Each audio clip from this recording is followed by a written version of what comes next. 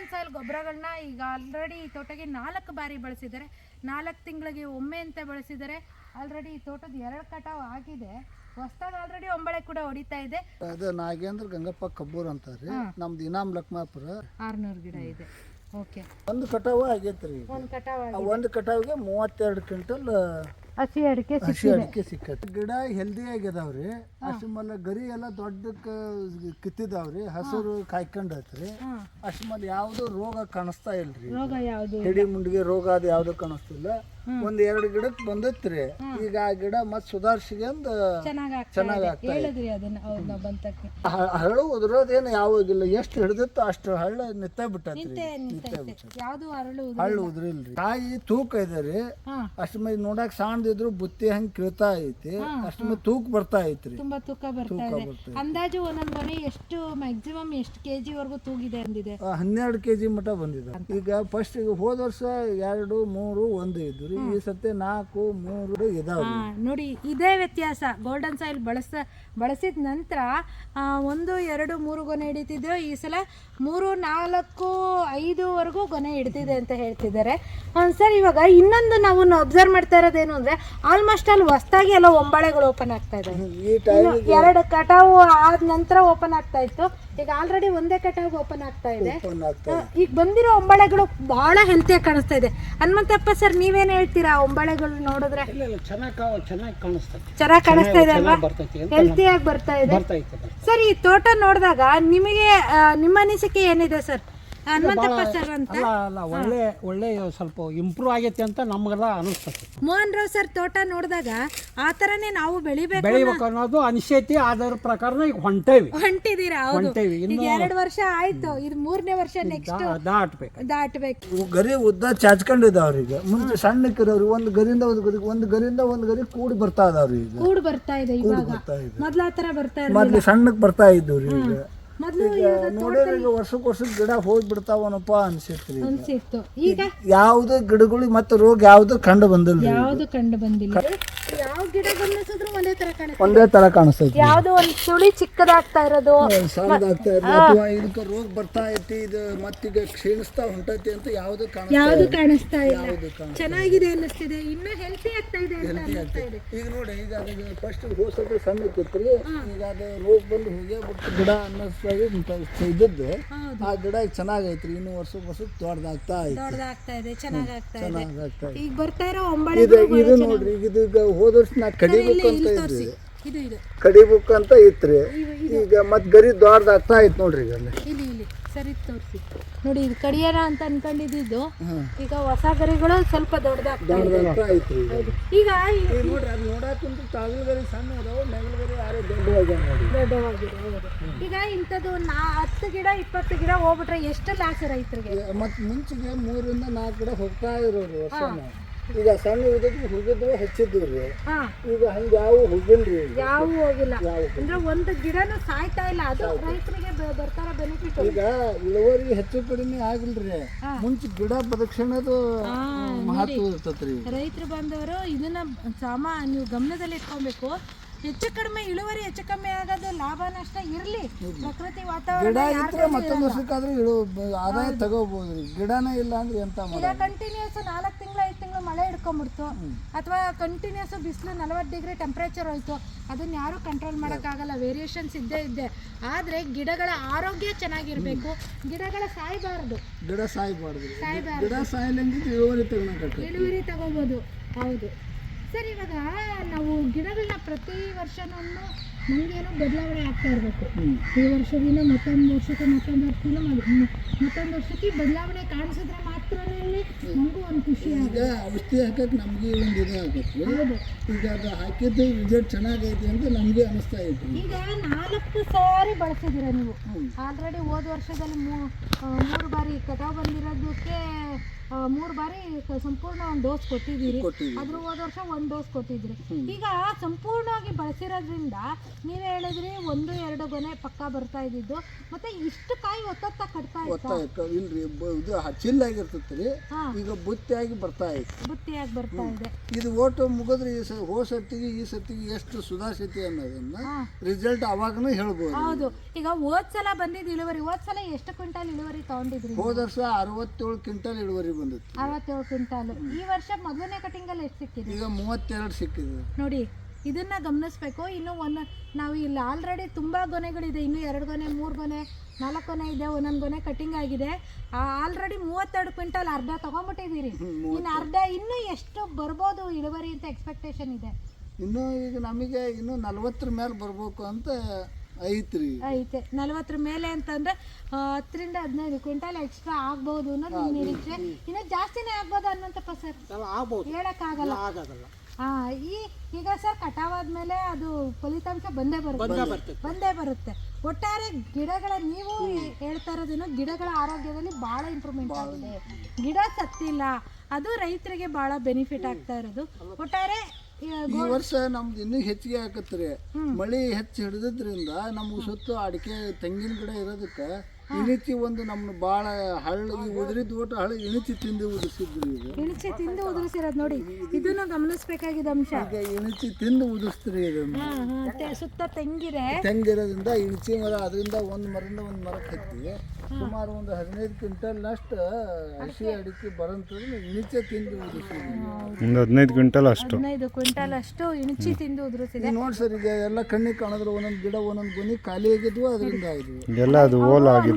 ರೈತರು ಕಾಣಿಸುತ್ತೆ ನೋಡಿ, ಹೋಲ್ ಮಾಡಿರೋದು ಕೊರ್ದಿದಾವೆ ಎಲ್ಲ ತುದಿ ಮಗುಡಿಗಿಲ್ಲ ಕೊರ್ಕಂದು ಅದು ತಿಂದು ಹೋಗ್ಬಿಟ್ರು. ಈಗ ಅದೆಲ್ಲ ಇದು ಓಟು ಲಡ್ ಆಗಿದ್ದಕ್ಕೆ ಏನು ಗೊತ್ತಾಗ್ತಲ್ಲ. ಅವು ಹಸಿ ನೀವು ಆ ಟೈಮ್ನಲ್ಲಿ ಬಂದಾಗ ಅಷ್ಟು ಅದೇ ತಿಂದು ಕೆಡುತ್ತಾ ಇತ್ತು. ಹೌದು.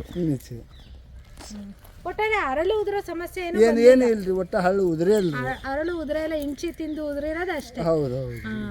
ಓಕೆ ಸರ್, ನೋಡಿದ್ರಲ್ಲ ರೈತ ಬಂದವರೇ, ಹನುಮಂತಪ್ಪ ಸರ್ ಮತ್ತು ನಾಗರಾಜ್ ಕಬೂರ್ ಸರ್ ನಮಗೆ ಅವ್ರ ತೋಟದ ಬಗ್ಗೆ ಒಂದು ಮಾಹಿತಿಯನ್ನು ಕೊಟ್ಟರು. ಅವ್ರ ಮಾಲಕರದು ಇನ್ನೊಂದು ತೋಟ ಕೂಡ ಇದೆ, ಅದು ಕೂಡ ಭಾಳ ಅದ್ಭುತವಾಗಿ, ಇನ್ನು 4 ವರ್ಷದ ತೋಟ, ಅದು ಕೂಡ 2 ವರ್ಷದಿಂದ ಗೋಲ್ಡನ್ ಸಾಯಿಲ್ ಗೊಬ್ಬರಗಳನ್ನ ಬಳಸಿದ್ದಾರೆ ಸರ್. ಆ ತೋಟಕ್ಕೆ ಹೋಗಿ ನೋಡಿದಾಗ ನೀವು ವಿಡಿಯೋ ಮಾಡಿದ್ರೆ ಗೊತ್ತಾಗುತ್ತೆ. ಅದನ್ನು ಒಂದು ವಿಡಿಯೋ ಮಾಡ್ತೀನಿ ಇವಾಗ, ಅದಕ್ಕೋಸ್ಕರನೇ ಬಂದಿದ್ದೀವಿ. ನೋಡಿದ್ರಲ್ಲ ರೈತ ಬಂದವರೇ, ಯಾವುದೇ ಒಂದು ಉತ್ಪನ್ನ ಬಳಸಿದ್ರು ಅದರ ಸಂಪೂರ್ಣವಾದ ಮಾಹಿತಿಯನ್ನು ಗೋಲ್ಡನ್ ಸಾಯಿಲ್ ಕಂಪನಿ ನಂಬರ್ ಇರುತ್ತೆ, ಕರೆ ಮಾಡಿ ಸರ್. ನಿಮ್ಮ ಮಾಹಿತಿ ಎಲ್ಲ ಕಂಪನಿ ಕಡೆಯಿಂದ ಚೆನ್ನಾಗಿ ಸಿಗ್ತಾ ಇದೆಯಾ? ಎಲ್ಲ ಚೆನ್ನಾಗಿ ಸಿಗ್ತಾ ಐತ್ರಿ. ಚೆನ್ನಾಗಿ ಸಿಗ್ತಾ ಇದೆಯಾ? ಇದು ಪ್ಯೂರ್ ಆರ್ಗಾನಿಕ್ ರೀ. ಇದು ರಾಸಾಯನಿಕ ಅಲ್ಲ. ಅದನ್ನ ನೀವು ಔಷಧಿ ಹಾಕಿ ನೀವು ಕುಡೀರಿ, ಕೈ ತೊಳಿಬೇಕು, ಅಡಿಕೆಲಿ ಹಾಕಕ್ಕೆ ಇದು ಮಾಡ್ಕೊಂತ ಯಾವುದು ಇಲ್ಲ ಸರ್. ಇವಾಗ ಈಗ ರಾಸಾಯನಿಕ ಗೊಬ್ಬರಗಳನ್ನ ಕೊಡೋದನ್ನ ನಿಲ್ಲಿಸಿದೀರಾ ಅಥವಾ ಅದನ್ನು ಸೇರಿಸ್ಕೊಡ್ತಾ ಇದ್ದೀರಾ? ನಾವು ರಾಸಾಯನಿಕ ಗೊಬ್ಬರ ಒಂದು ಹಳಕ್ಕೂ ಯಾವ್ದನ್ನು ಮುಟ್ಸಿಲ್ರಿ, ಔಷಧಿಯಿಂದ ಹಿಡಿದು ಯಾವ್ದನ್ನು ಮುಟ್ಸಿಲ್ಲ. ನೋಡಿದ್ರಲ್ಲ ರೈತ ಬಂದವರೇ, ಯಾವುದೇ ಒಂದು ರಾಸಾಯನಿಕ ಬಳಸದೆ ಸಂಪೂರ್ಣವಾಗಿ ಗೋಲ್ಡನ್ ಸಾಯಿಲ್ ಸಾವಯವ ದ್ರವ ಗೊಬ್ಬರವನ್ನು ಕೊಟ್ಕೊಂಡು ಈ ತೋಟ ಮೇಂಟೈನ್ ಮಾಡಿದ್ದಾರೆ. ಇವತ್ತು ಅದ್ಭುತವಾಗಿ ಫಲಿತಾಂಶ ಬಂದಿದೆ. 2-3 ಗೊನೆ ಇರ್ತಾ ಇದ್ದಿದ್ದು ಇವತ್ತು 4-5 ಗೊನೆಗೆ ಹೋಗಿದೆ. 4 ಬಾರಿ 4 ತಿಂಗಳಿಗೆ ಒಮ್ಮೆ ಅಂತ 4 ಬಾರಿ ಬಳಸಿದ್ದಾರೆ. ಜೊತೆಗೆ ಸ್ಪ್ರೇ ಕೂಡ ಮಾಡಿದ್ದಾರೆ. ನೋಡಿ ಗೊನೆಗಳು ನೋಡಿ ಬಹಳ ಅದ್ಭುತವಾಗಿ ಬಂದಿದೆ ಸರ್. ಇನ್ನೊಂದೇನು ಅಂದ್ರೆ ಕುಂಚಕ ಒಣಗೋದು ಅಂತಾರೆ, ನೀವು ಹೇಳ್ತಾ ಇರೋದು ಪೂರ್ತಿ ಕುಂಚಕ ಒಣಗ್ಬಿಟ್ಟು ಹಂಗೇನಾಗಿಲ್ಲ, ಆ ಥರ ಏನೂ ಆಗಿಲ್ಲ. ಕಾಣಿಸ್ಲೇಬೇಕಾಗಿತ್ತಲ್ಲ ಸರ್. ಹೌದು ನೋಡಿ, ಹಂಗಾಗಿದ್ರೆ ಇಷ್ಟು ಈಗ ಇನ್ನು ಮೇಲೆ ಈಗ ಹೊಂಬಾಳೆ ಆಗಿ ಮತ್ತೆ ಒಣಗ್ತಲ್ಲ, ಅವಾಗ ಗೊತ್ತಾಗುತ್ತೆ. ಹಂಗಾಗಿ ನಾವು ಹಂತವಾಗಿ ಗೋಲ್ಡನ್ ಸಾಯಿಲ್ ಗೊಬ್ಬರಗಳನ್ನ ಸ್ಪ್ರೇ ಮಾಡಿ ನೀವು ಏನು ಹೇಳ್ತೀರಿ ನಾವು ರೈತರು ಆ ಟೈಮಿಗೆ ನೆಲ ಅದನ್ನು ಇದು ಟೆಂಪ್ರೇಚರ್ ಇಟ್ಕೊಂಡು ಹಾಕೋದನ್ನು ಮಾಡಿದ್ರೆ ಸರಿಯಾಗಿ ರಿಸಲ್ಟ್ ಕೊಡ್ಬೇಕು. ಇನ್ನೊಂದೇನು ಅಂತಂದರೆ, ಪ್ರತಿಯೊಬ್ಬರು ಬೆಳೆಗಾರರಿಗೂ ನಾವು ಹೇಳೋದಿಷ್ಟೇ, 2 ತಿಂಗಳಿಗೊಮ್ಮೆ ಕಂಪನಿಗೆ ಕರೆ ಮಾಡಿ. ನಿಮ್ಮ ತೋಟದ ಕಂಡೀಷನ್ ಯಾವ ಥರ ಇದೆ, ವಾತಾವರಣ ಯಾವ ಥರ ಇದೆ, ನಮ್ಮ ಜೊತೆ ಒಂದು ಡಿಸ್ಕಷನ್ ಮಾಡಿ. ನೆಕ್ಸ್ಟ್ ನಾವು ನಿಮಗೆ ಉತ್ಪನ್ನ ಕೊಡುವಾಗ ಯಾವ ಥರ ನಿಮಗೆ ಕೊಟ್ಟರೆ ಅನುಕೂಲ ಆಗುತ್ತೆ ಅದರ ಮಾಹಿತಿ ಮೇರೆಗೆ ಕೊಡ್ತೀವಿ ಅಂತ ಹೇಳ್ತಾ, ಉತ್ಪನ್ನ ಬಳಸುವ ಮುನ್ನ ಗೋಲ್ಡನ್ ಸಾಯಿಲ್ ಕಂಪನಿಗೆ ಕರೆ ಮಾಡಿ ಮಾಹಿತಿಯನ್ನು ಪಡೆದು ಬಳಸಿ ಅಂತ ಹೇಳ್ತೀನಿ. ಹೆಚ್ಚಿನ ವಿಡಿಯೋಗಳಿಗಾಗಿ ಗೋಲ್ಡನ್ ಸಾಯಿಲ್ ಯೂಟ್ಯೂಬ್ ಮತ್ತು ಫೇಸ್ಬುಕ್ಕಲ್ಲಿ ವೀಕ್ಷಿಸಿ ನೋಡಿ. ಭಾಳ ಅದ್ಭುತವಾಗಿ ಬೆಳೆ ಬಂದಾಗ ಪ್ರತಿಯೊಬ್ಬ ರೈತರಿಗೂ ಖುಷಿ ಆಗುತ್ತೆ, ಹೌದಾ ಇಲ್ಲ ಸರ್? ಖುಷಿ ಆಗುತ್ತಾ? ಈಗ ಬೇರೆಯವ್ರು ನಿಮ್ಮ ತೋಟಕ್ಕೆ ಬಂದರು, ಹನುಮಂತಪ್ಪ ಸರ್ ಬಂದರು, ನೋಡಿದ್ರು, ನಿಮ್ಮ ತೋಟ ಚೆನ್ನಾಗಿಲ್ಲ ಅಂದರೆ ಸರ್ ಚೆನ್ನಾಗಿಲ್ದಾರೆ ಚೆನ್ನಾಗಿದೆ ಅಂತ ಹೇಳೋಕ್ಕಾಗಲ್ಲ ನಿಮಗೆ. ಕಾಕರ್ ಹೇಳಿ ಅವ್ರು ಚೆನ್ನಾಗೈತಿ ಅಂದ ಮೇಲೆ ನಾವು ಬಳಸಿದ್ವಿ. ಹೌದು, ಹೌದು, ಇಲ್ಲಿ ಫಸ್ಟ್ ಮೋಹನ್ ರಾವ್ ಸರ್ ಬಳಸಿದ್ರು. ಮೋಹನ್ ರಾವ್ ಸರ್ ಬಳಸಿದಾದ್ಮೇಲೆ ಗಿರೀಶ್ ಸರ್ ಬಳಸಿದ್ರು, ಆಮೇಲೆ ಹನುಮಂತರಾಯಪ್ಪ ಸರ್ ಬಳಸಿದ್ರು, ಆಮೇಲೆ ನಾಗೇಂದ್ರ ಕಬ್ಬೂರ್ ಸರ್ ಬಳಸಿದ್ರು. ಹೀಗೆ ಒಬ್ಬರ ರೈತರಿಗೆ ಅನುಕೂಲ ಆದಾಗ, ಅವ್ರ ತೋಟದಲ್ಲಿ ಇಂಪ್ರೂವ್ಮೆಂಟ್ ಆದಾಗ ಒಬ್ಬರಿಂದ ಒಬ್ಬರಿಗೆ ಮೌತ್ ಸ್ಪ್ರೆಡ್ ಮೂಲಕ ಹರಡುತ್ತಲ್ಲ, ಅದೇ ಶಾಶ್ವತವಾಗಿ ನಿಲ್ಲೋದು. ಗೋಲ್ಡನ್ ಸಾಯಿಲ್ ಕಂಪನಿಯಲ್ಲಿ ಉತ್ತಮ ಗುಣಮಟ್ಟ ಇದ್ದರೆ, ರಿಸಲ್ಟ್ ಬಂದರೆ ಯಾವುದೇ ರೀತಿ ಪ್ರಚಾರದ ಅವಶ್ಯಕತೆನೂ ಇಲ್ಲ, ಏನಿಲ್ಲ. ಈಗ ನಮ್ಮ ಕೊಟ್ಟಾಗ ಹಾಕಿದಾರೆ ಸಗಣಿ ಗೊಬ್ಬರ ವಿತ್ ರಾಸಾಯನಿಕ ಗೊಬ್ಬರ ಬಳಸಿದ್ವಿ. ಈ ವರ್ಷ ಸುಮಾರು ಈ ವರ್ಷ ಕಡಿಮೆ ಅಂದ್ರೆ ಒಂದು 45 ಗಿಡ ಕಡ್ದು ಅನ್ಕ ಕೊಟ್ಟಳಿ ಶಾಂತಣ್ಣರು.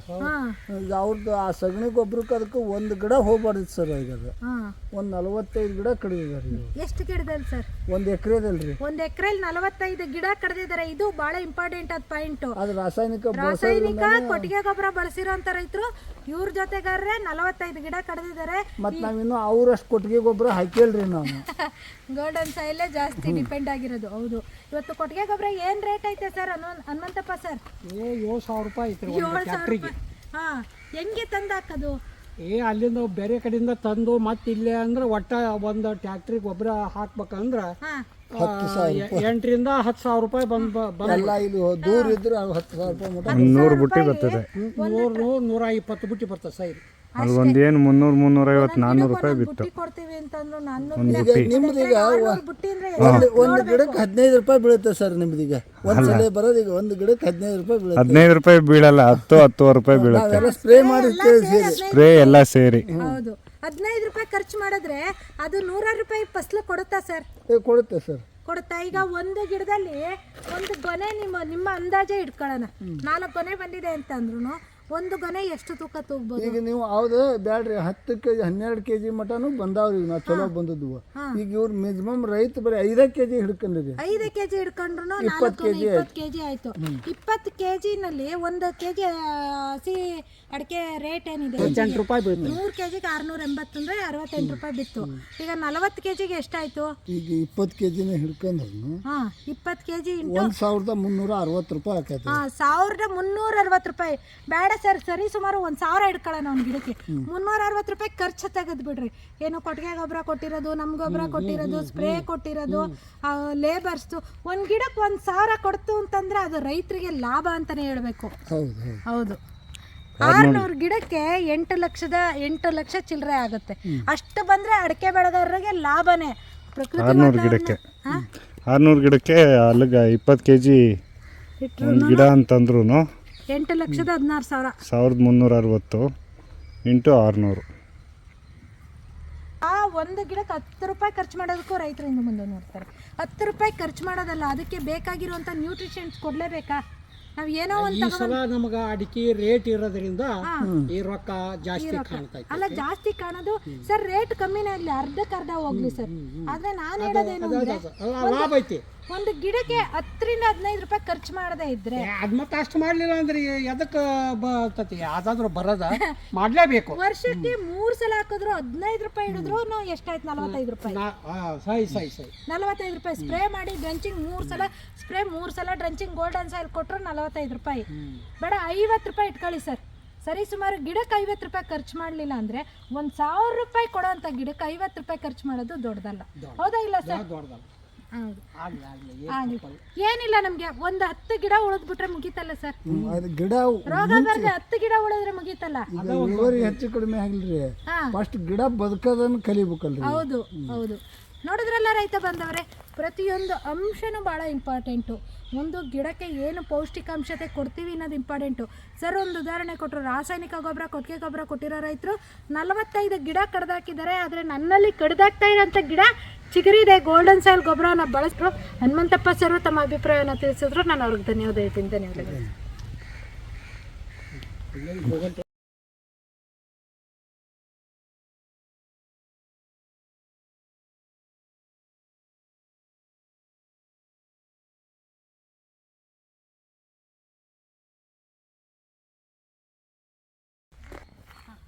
ಸರ್, ಇವಾಗ ಗೋಲ್ಡನ್ ಸಾಯಿಲ್ ಉತ್ಪನ್ನಗಳನ್ನ ನಿಮಗೆ ಯಾವ ರೀತಿ ತಲುಪ್ತಾ ಇದೆ ನಿಮಗೆ ಅಂತ?